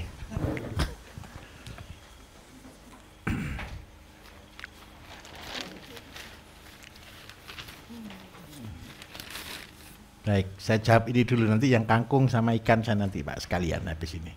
Jadi Bapak buat yang saya ingat dulu deh untuk kutu kebul. Kutu kebul itu warnanya hitam atau putih Pak ya? Putih, kecil-kecil bisa terbang. Ada yang putih, ada yang hitam. Itu di situ kenapa kalau dia disemprot itu awet tidak mati-mati? Karena dia punya lapisan lilin Bapak Ibu. Jadi ketika dia semprot airnya itu tidak bisa nempel. Karena yang lapisan lilin itu adalah lemak. Lemak itu kalahnya sama apa Bapak Ibu? Sabun yang mengandung asam. Berarti sebenarnya lemak itu kalahnya sama asam. Yang asam itu apa saja kalau seandainya gitu? Jeruk nipis, betul ya? Siapa yang pernah punya hajatan terus masak gulai? Gulai itu kan ada lemaknya kan? Supaya dia cepat bersih dikasih apa? Jeruk nipis juga kan? Sama sabun cuci piring kan? Nah, lemaknya kutu kebul harus kita hilangkan. Kalau lemak itu hilang, dia kena panas matahari, dia akan meletus. Kenapa kok dia meletus? Karena dia itu tidak tahan dengan panas. Karena itu dia selalu sembunyi di ketiak-ketiak daun. Terus berikutnya lagi, yang membuat jaringan rusak Bapak Ibu, ini hebatnya, ini kutu kebul juga banyak di pepaya Bapak Ibu. Betul kan? Padahal, ya minta maaf, kalau dia kena getahnya pepaya, dia juga mati. Jadi dia itu makan di pepaya, tapi dia tahan dengan dia tidak tahan dengan getahnya pepaya. Jadi kutu kebul terbagus itu, kalau kita sudah punya asam, kita tambah dengan pepain. Pepain itu adalah satu hormon Bapak Ibu, satu ya hormonal dia itu dia hormon yang dia bisa memecah pembuluh darah. Supaya apa? Dia tidak berkembang terus. Jadi saya minta tolong, kasih asam, kasih pepain, kemudian dikasih gula. Tahu gula itu apa Bapak Ibu? Pernah meja ketempelan gula bekas kopi gitu, lengketnya lama atau tidak? Lama. Kalau tidak disikat kan tidak bisa hilang kan, kalau disabun tidak bisa hilang kan. Jadi gula di sini sebagai apa? Ini penghancur dan ini pembuka. Jadi ini konsepnya. Gula putih Pak. Terus ada teori lagi. Di mana ada gula pasti ada semut. Ketika ada gula di sini, semut datang. Semut itu senengannya makan kutu kebul. Karena kutu kebul itu rasanya manis, katanya semut. Loh iya, di mana ada kutu kebul, semut pasti ngumpul di situ. Dia terbang lagi, semutnya yang satu, kan salahnya satu, semutnya tidak bisa terbang, dia nyari lagi di mana kutu kebul. Nah itu caranya, itu yang pertama. Terus yang kedua, untuk Bapak membuat obatnya dari tanaman-tanaman tadi. Tadi kan sudah praktek buat ZPT Pak ya. Lengkapi semua rumput-rumput yang ada tadi, diproses. Ada dua konsep. Yang Bapak pelajari tadi membuat ZPT itu dengan cara dioksidasi. Dioksidasi itu apa bedanya dengan ditutup rapat, di konsep mall, di konsep tertutup. Kalau dioksidasi Bapak Ibu sedang ngawur tingkat dewa. Kalau dikasih oksigen, maka yang terjadi bakteri itu berkembang dan ngawur, tidak terkontrol. Bapak Ibu kepengen punya pupuk yang dahsyat atau pupuk yang biasa? Yang dahsyat. Kita kan tidak punya laboratorium semua nih. Bapak Ibu membuat pabrik pupuk. Padahal yang harusnya dipenuhi adalah bagaimana satu partikel dalam suatu zat ini bisa terpecah dan bisa dimanfaatkan oleh tanaman. Karena kita terbatas di alat, maka kita gunakan oksidasi. Kalau dioksidasi, bakterinya tidak terkontrol. Berkembang banyak sekali. Sehingga yang makan zat aktif itu daun dan lain sebagainya Bapak Ibu ya. Daun dan lain-lain tadi, ini dimakan oleh mikroba. Lah mikroba ini supaya mikrobanya ini banyak, kita kasih oksigen. Supaya dia hidup. Tadi dikasih dedak padi enggak ya? Dedak padi itu adalah makanan mikroba supaya berkembang. Setelah mikroba itu berkembang, dia akan makan daun-daun yang Bapak Ibu sediakan. Kalau pakai katalis tadi, katalis itu hanya mempercepat proses saja. Membuat suasananya jauh lebih bagus dan bakterinya sudah langsung terkontrol. Nah, ketika ini dilakukan seperti ini, maka Bapak Ibu mengeluarkan zat inti dari tanamannya Bapak Ibu. Makanya syarat-syaratnya cari tanaman yang tidak dimakan ulat, tanaman yang tahan hidup, tanaman dan sebagainya. Setelah keluar zat ini kita semprotkan ke tanaman dengan dosis 250 ml per 15 liter. Nah, ketika disemprotkan ke tanaman, ini sistemnya kontak dan sistemik. Kalau dia sistemik, maka tanaman ini Bapak Ibu akan berasa, akan berbau seperti ini. Jadi contoh, kalau yang kita hadapi adalah serangga, ulat, belalang, dan lain sebagainya. Kita cari tanaman yang tidak disukai ulat, tidak disukai belalang. Ketika kita proses dengan cara ini, kemudian kita semprotkan ke tanaman, maka tanaman itu bagi ulat, itu rasanya seperti tanaman yang tidak dia sukai, sehingga dia balik kanan, dia minggir. Jadi ini tidak membunuh. Kalau Bapak Ibu gunakan sistem kontak, berarti cari daun-daun yang bisa membunuh. Contoh, pernah tahu daun yang gatal sekali itu Bapak Ibu? Lateng gitu ya, betul ya? Pernah tahu? Panas atau tidak? Panas. Lah, kalau lateng itu kan panas, karena dia panas dan dia sistemnya kontak, tidak bisa diproses seperti ini. Itu cukup Bapak Ibu tumbuk, jangan pakai tangan ya, nanti tangannya tidak bisa dipakai berhari-hari loh ya. Ditumbuk, setelah ditumbuk semprotkan, ketika aplikasi langsung dicampur di situ, sehingga muncul kontak dan sistemik. Langsung Pak, itu kena ulat meletus Pak, percayalah. Kalau mau sadis. Tidak apa-apa, gitu ya. Oke, ini 2. Terus pertanyaan gimana? Khusus lateng aja, Pak. Iya, lateng aja, Pak. Pernah kena lateng enggak, Pak? Engas juga bisa, ada lateng bisa. Yang kesenggol aja sudah langsung panas, itu ada enggak Bapak Ibu? Nah, sudah. Coba bayangkan loh. Gusti Allah tuh, cek hebatnya dia gitu loh. Nyiptakan sampai sedetil itu loh. Mau kita nama daunnya aja kan lupa, betul kan? Boleh Pak. Daun kertas gosok juga boleh. Oke, 1, 2. Terus untuk kandang. Kandang terbagus Bapak Ibu sebenarnya tanpa disemen. Kandang biasa boleh. Langsung dialasi untuk ayam kampung sudah cukup, tidak masalah. Tetapi kalau kandang kambing, karena kita butuh kencing, kita butuh semuanya, lebih baik di semen. Kalau untuk kandang ayam, masalahnya ayam, percayalah, ayam tidak pernah kencing. Nah, ingat ya, bahannya ya, kotoran sapi, kotoran kambing, dan sekam. 1, 1, 1. Tujuannya apa sih Bapak Ibu begini? Kotoran kambing, kotoran sapi, sama sekam, ditambah nanti kan ayamnya buang kotoran, betul ya? Akhirnya kalau ini digabung jadi satu, namanya pupuk horti. Jadi ketika panen itu sudah tidak usah nyampur bahan aneh-aneh, sudah tinggal itu diolah jadi kompos, namanya kompos horti. Karena sudah N, P, dan K-nya lengkap. Terus untuk kolam lele, Bapak begini. Kalau mau tanam asola itu sebenarnya tidak perlu ditanam, asalkan ada benih dan airnya cocok, dia pasti hidup. Asola itu Bapak Ibu dia lemak. Dia asola itu lemaknya tinggi sehingga dia terapung. Yang bisa membunuh asola itu asam. Jadi saya minta tolong, airnya harus air netral. Kalau Bapak punya air kolam, Bapak buat dulu di situ, Pak. Kotoran sapinya saya minta tolong, jangan disebar. Harus dikarungi. Supaya apa? Ketika kolam nih, ini kok roboh sendiri.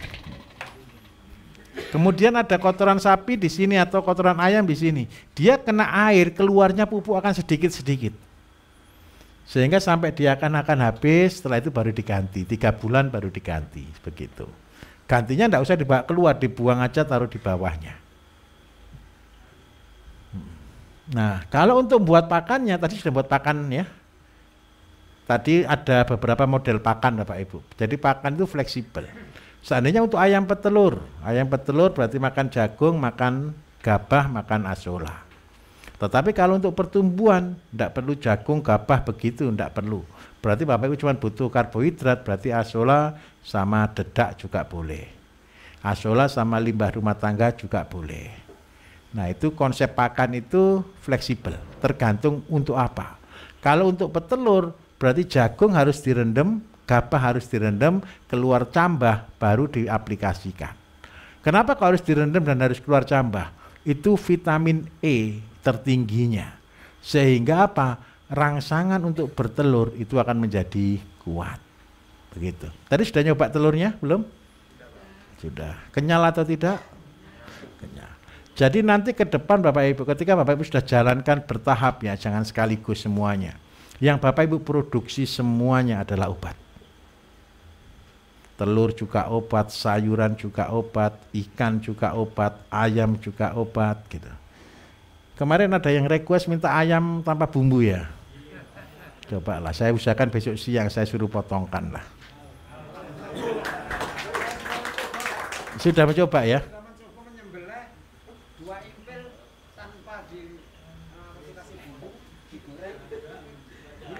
Betul ya Pak ya?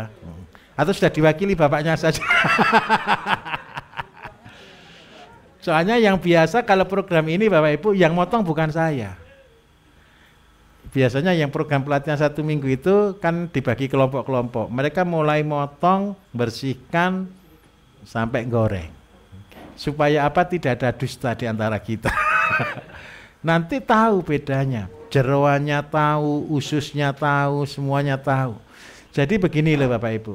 Yang kita jual di dalam pertanian ini adalah trust.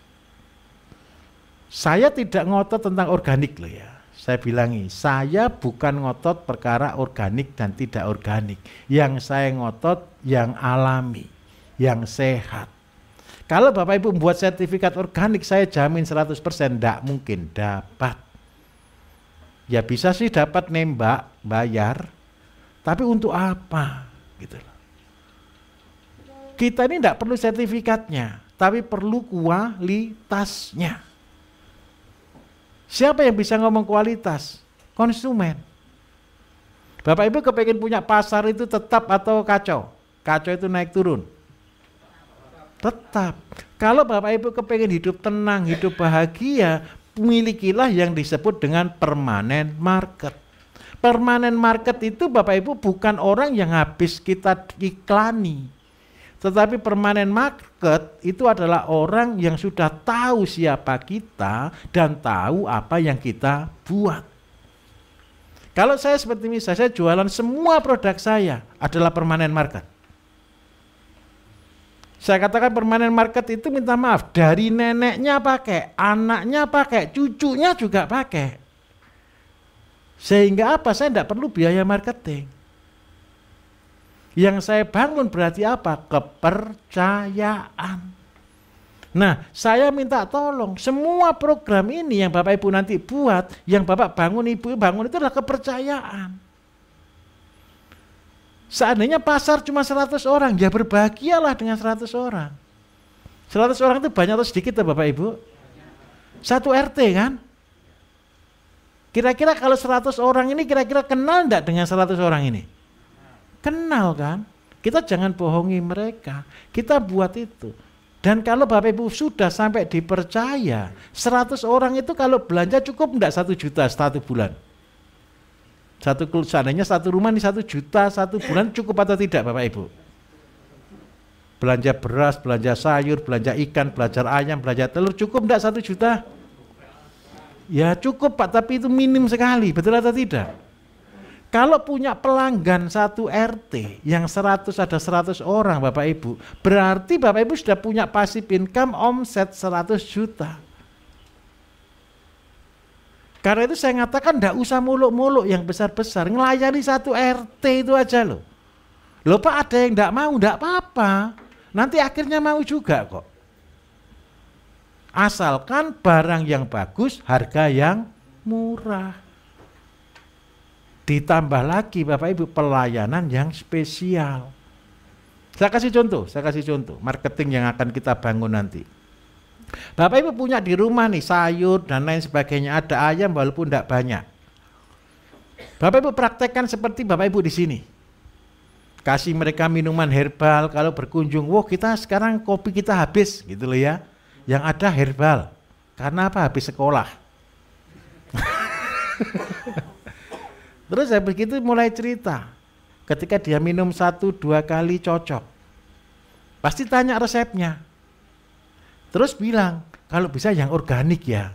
Dia bingung enggak kalau Bapak Ibu ngomong yang organik? Beli di mana ya yang organik? Betul atau tidak? Oh tenang, saya juga tanam. Itu cara marketing Bapak Ibu. Ayo kita katakan jujur. Kenapa saya dulu mengatakan Bapak Ibu harus tanam organik? Saya punya pasien banyak sekali. Terus terang pasien total 1 juta lebih.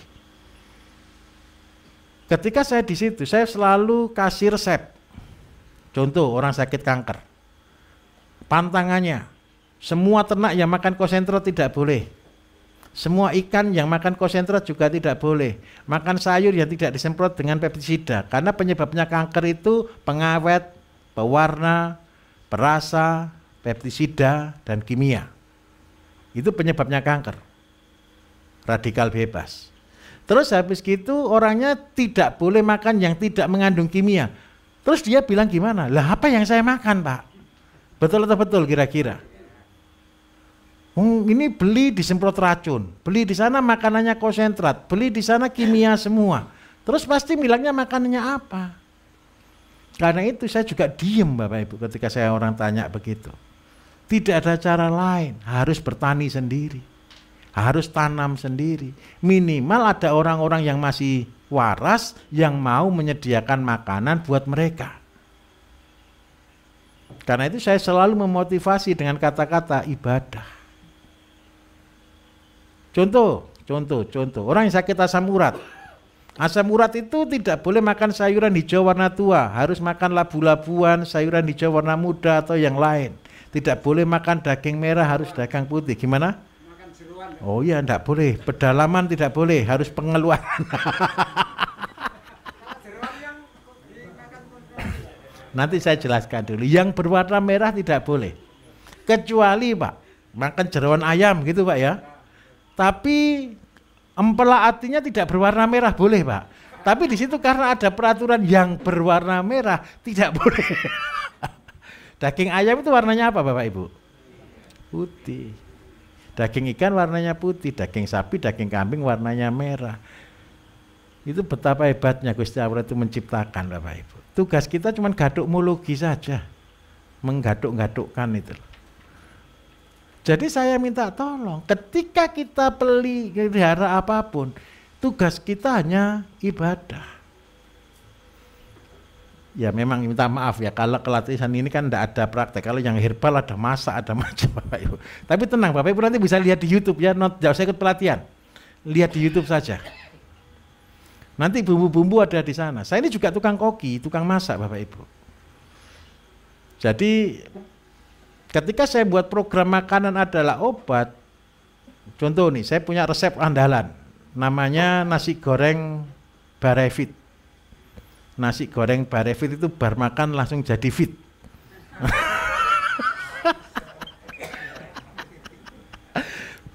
Jadi habis makan langsung fit. Ya berarti apa? Yang panas-panas di situ. Jadi ketika makan itu badan bisa keluar keringet tidak karu-karuan walaupun tidak pedas. Tapi badan keringetnya banyak. Kalau sudah keringet banyak terus minum air hangat, rasa lega atau tidak? Langsung fit. Tapi habis gitu ngantuk. Karena nyaman, begitu ya. Nah, ini konsep ini Bapak Ibu, ini harusnya Bapak Ibu nanti kuasai. Tapi ingat baik-baik, ilmunya terlalu banyak, jangan dikerjakan semua, bingung. Sudah ada yang bingung di sini? Sebentar. Sudah ada yang bingung? Saya besok mau ngerjakan apa? Sudah. Kembali ke tujuan dasar kemarin ya, Bapak Ibu datang ke sini ya. Fokus di situ aja. Yang lain-lain itu bonus. Kalau Bapak Ibu lihat semua nanti sampai di rumah saya ngerjain apa ya? Saya yang tambah bingung nanti. Oke, saya akan lanjutkan. Apa lagi tadi yang kurang Pak? Warna daun, jadi kena Gemini ya, virus Gemini. Jadi begini, tahu virus Bapak Ibu? Virus itu ada obatnya atau tidak? Virus itu tidak ada obatnya. Makanya ketika orang sakit flu itu virus, tidak ada obatnya. Kalau orang buat vaksin untuk flu itu bisa macam-macam. Siapa yang di sini setiap tahun bisa kena 3 kali flu atau 4 kali flu? Tahu flu ya Bapak Ibu? Batuk, pilek itu flu, gitu ya. Ada yang bisa kena 1 tahun 2 kali, 3 kali ada? Berarti itu virusnya berbeda. Kalau Bapak Ibu habis kena flu 1 kali, Bapak Ibu sembuh, maka Bapak Ibu sudah punya antibodi. Besok ketemu flu yang berbeda, sakit lagi, ketemu antibodi lagi, sembuh lagi, terus seperti itu. Jadi kita ini, tubuh kita ini sebenarnya punya antivirus yang sudah berbanyak sekali. Saya minta maaf, di sini ada enggak kalau ganti air kemasan, ganti merek saja langsung batuk, ada enggak? Nah sudah, nah ini jangan nyebut merek Pak. Banyak, kadang-kadang ada orang cuma minum mereknya berbeda, itu bisa batuk. Fair, ini kenyataan. Karena apa Bapak Ibu? Di sini ini juga ada mikrobanya, mikroba berbeda, itu berbeda. Berarti supaya kita selalu kuat, berarti kita harus punya antibodi. Antibodi itu yang tertinggi itu apa sih Bapak Ibu? Antibodi tertinggi itu namanya vitamin C. Antioksidan tertinggi itu vitamin C. Vitamin C itu ada di mana? Daun yang warna hijau, buah yang warna kuning dan merah. Itu rumus. Nah, karena itu supaya sehat makan sayur. Ini saya minta maaf di sini sayuran tidak terlalu banyak Bapak Ibu. Soalnya habis ya kita juga persiapan untuk yang karena yang makan banyak Bapak Ibu. Jadi satu panen ini lahan cuman kecil ini yang makan itu berarti orang 150 kalau kali 2 minggu banyak atau sedikit ya? Banyak itu. Ini harus cukup begitu. Nah, oke. Kalau sudah kena virus Gemini, apa yang harus dilakukan? Yang pertama, minta tolong kasih abu plus garam. 5 abu 1 garam. Terus yang kedua tadi konsepnya, virus itu akan mengeluarkan antivirus. Bapak kalau seandainya ada pohon sudah kena vitiligo, kena virus Gemini di sini, Bapak Ibu tolong biarkan aja hidup. Supaya dia, karena fotosintesa pembakarannya tidak bagus, semprot dengan ZPT supaya muncul tunas baru yang warnanya sudah bukan lagi kuning. Sampai akhirnya Bapak Ibu, di sini nanti akhirnya tumbuh dan ini menang tanaman. Supaya menang berarti kan perlu antioksidan, perlu ZPT. Sehingga ketika dia menang, daunnya tetap kuning di sini. Tapi buah-buah berikutnya Bapak Ibu bisa jadikan benih. Ketika itu dijadikan benih, maka benih yang Bapak Ibu hasilkan, benih yang tahan virus Gemini. Mudah atau susah?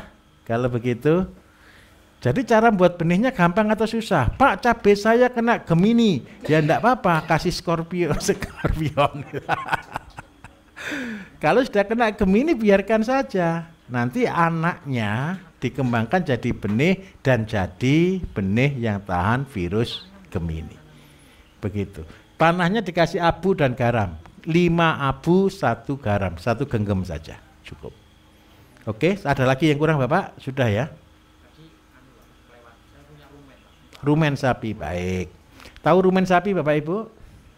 Rumen sapi itu adalah isi perutnya sapi. Tergampang kalau kita punya bakteri seperti itu, diapakan? Siap Pak Potro? Oh lampu, ya sebentar Pak, sekalian break Pak, habis ini Pak. Sebentar. Jadi setelah kita punya rumen, rumen itu isinya bakteri. Supaya rumen ini terkontrol, berarti kita membuatnya rumen tidak boleh untuk jadi pupuk langsung. Tapi saran saya jadikan sebagai nutrisi. Nutrisi ini perbandingannya 20% adalah rumen, 80% adalah air kelapa. Tujuannya apa? Rumen itu bakteri, air kelapa itu makanan bakteri. Tetapi karena kita mau khusus, spesifik, tidak umum, maka yang kita buat harus kondisi tertutup. Tadi sudah buat kuteja. Kuteja itu tidak boleh terbuka. Kalau terbuka dia jadi busuk.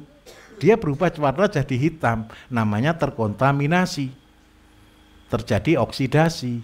Tetapi kalau dia tertutup, baunya pasti harum. Nah, kalau Bapak tadi ditanya, Pak, saya caranya buat jeroan ikan supaya jadi harum bagaimana? Buat jadi nutrisi. Nanti baunya bau harum, rasa petis. Enak baunya. Jadi komposisinya 20 dan 80. Untuk apa rumen? Kalau seandainya Bapak kepengen nih, pernah tahu ayam Bapak Ibu? Ayam dikasih makan rumput, makan enggak? Makan. Terurai enggak? Tidak. Tapi kalau ayamnya dikasih nutrisi dari sapi, dikasih bakterinya sapi, maka rumput tadi akan dihancurkan. Sehingga terserap makanannya. Berbeda sama juga dengan sapi dan kambing. Sapi dan kambing itu Bapak Ibu makan rumput bisa habis, makan jagung dia tidak bisa hancur. Nah karena itu perlu ditrans. Bakteri dari sapi dikasihkan ke ayam, bakteri dari ayam dikasihkan ke sapi. Sehingga apa? Ketika sapi kita pacu pertumbuhan dengan diberi makan karbo yang cukup tinggi supaya ADG tercapai, maka penyerapannya bisa optimal. Itu konsep. Oke, sekarang lanjut tadi ya. Untuk benih kangkung Bapak Ibu. Kalau Bapak Ibu belum punya dapat benih kangkung, jadilah orang pelit. Tahu jadi orang pelit? Ketika Bapak Ibu masak kangkung, ada enggak batang kangkung yang tidak dimasak? Tancapkan. Hidup atau tidak kira-kira? Pasti hidup. Ketika dia hidup, karena dia sudah dari batang tua, dia akan cepat langsung berbuah. Nah ketika sudah berbuah, ambil bijinya. Ini ada satu kangkung yang saya kembangkan karena dia sudah lebih dari 4-5 bulan. Dia kan sudah terpaksa akan berbuah nih. Ambil bijinya, tahu biji kangkung tuh Bapak Ibu ya? Potongi, jemur kering, dibuka, nanti tanam. Itu cara buat benih kangkung yang paling gratis. Terus yang kedua, kalau pakai cara setek itu tetap akan memperpendek umur.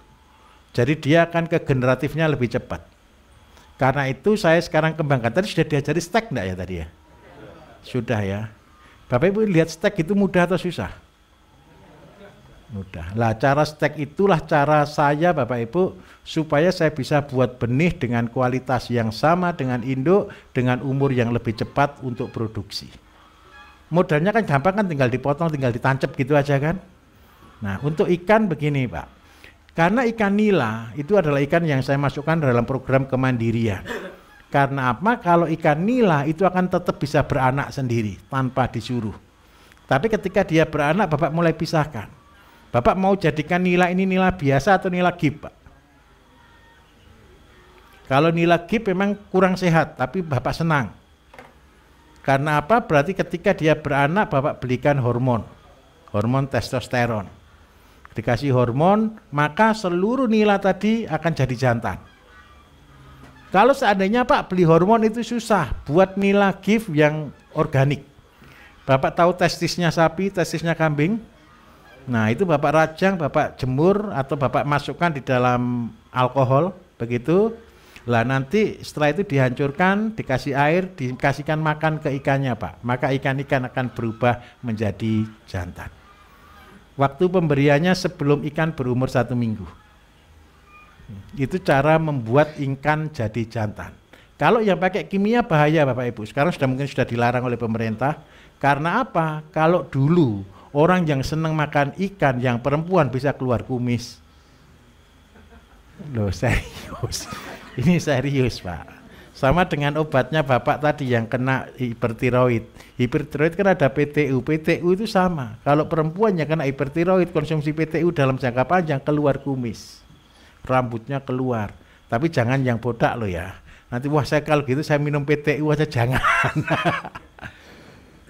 Nah kalau kepengen yang untuk menumbuhkan rambut tadi Pak, makan testisnya sapi, testisnya kambing.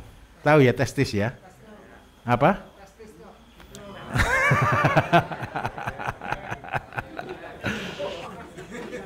Oke Bapak Ibu silakan ngopi dulu sebentar ya. Kita over ke PLN dulu. Ayo istirahat.